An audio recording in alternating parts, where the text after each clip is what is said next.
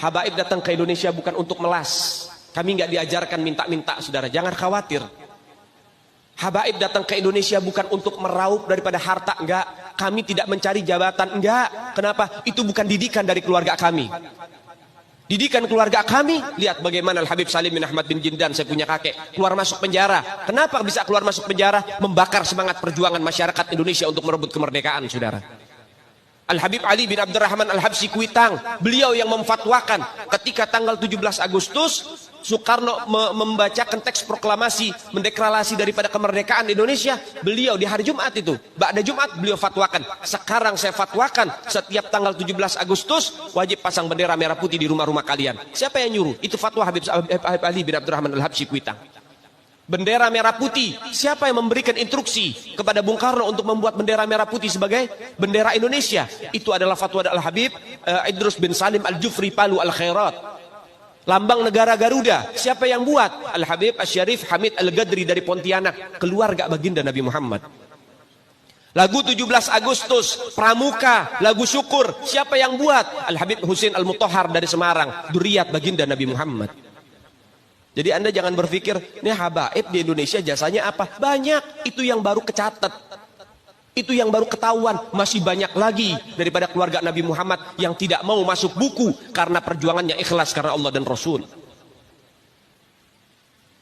Banyak, saudara. Siapa Imam Bonjol? Semua pasti bilang pahlawan. Betul apa enggak? Imam Bonjol pahlawan Indonesia bukan? Pahlawan nasional bukan? Sekarang siapa namanya Imam Bonjol? Al-Habib Muhammad Syahabuddin, beliau habaib dari kalangan bin Syahab. Imam Bonjol itu bin Syahab, masih daripada kakeknya Habib Rizik, saudara sekalian. Itu keluarga daripada Nabiuna Muhammad, keturunan Sayyiduna Muhammad. Banyak lagi dari kalangan para dzurriyyat Nabiuna Muhammad sallallahu alaihi wasallam yang jasanya besar di Indonesia, tapi kita nggak ada yang tahu. Kenapa? Karena itu kami nggak cari popularitas. Kami nggak cari madah pujian. Kami nggak cari tempat kedudukan, yang kami cari ridho Allah dan Rasulnya. Sehingga hal ini perlu diungkap, saudara sekalian. Bagaimana keluarga Nabi Muhammad jasanya besar, dan umat ini harus dihubungkan kembali dan dieratkan kembali kepada keluarga baginda Nabi Muhammad. Ini akhir zaman, kita semua melihat kok bagaimana gencar-gencarnya di media sosial upaya untuk supaya memisahkan umat Islam dengan keluarga baginda Nabi Muhammad. Upaya keras supaya habaib dibenci ada di Indonesia. Mulai Habib dengan kiai diadu, Habib dengan ustadz diadu.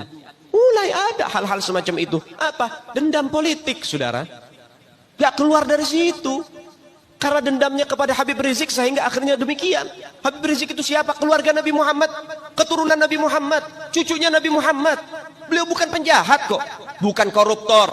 Beliau nggak pernah bawa lari uang rakyat. Beliau nggak pernah ngerugiin negara. Beliau tidak pernah mencemarkan nama baik negara. Beliau itu bukan penjahat, saudara. Bukan penjahat. Apa masalahnya dia? Sehingga dicecar sedemikian rupa. Cuman masalah prokes doang, 4 tahun, saudara. Berapa banyak di luar sana pejabat, aparat, bahkan rakyat yang melanggar prokes gak ada yang ditahan. Kenapa cuman Habib Rizik yang ditahan?